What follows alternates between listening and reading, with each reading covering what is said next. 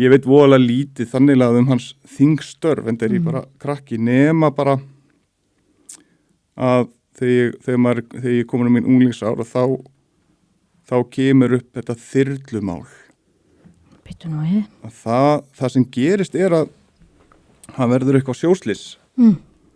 og ég held að séu 2 sem látast í þessu sjóslýsi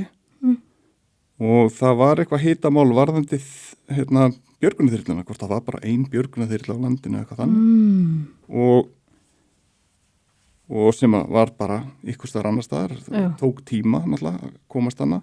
og þetta var mikið hitamál og pabbi tók þetta svona að sér á þingi og svona talaði máli sjómanna held ég bara maður þyrfti að efla þessi málina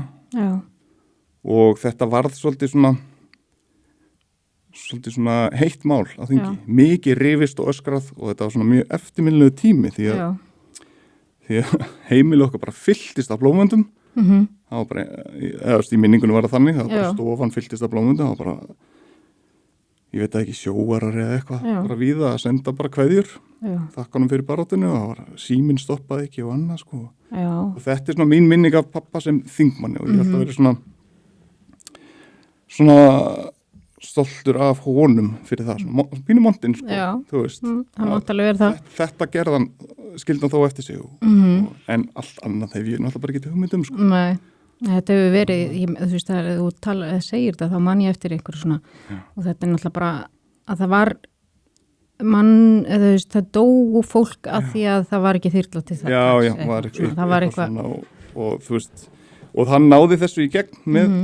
með látum og þetta gagnaðist mér líka þegar ég bauð mig fram í unglingar á Ársels í Árbænum ég notaði þetta sem slagorð ég kaupi þyrlu þetta og þú hefur náð kjöri ég náði kjöri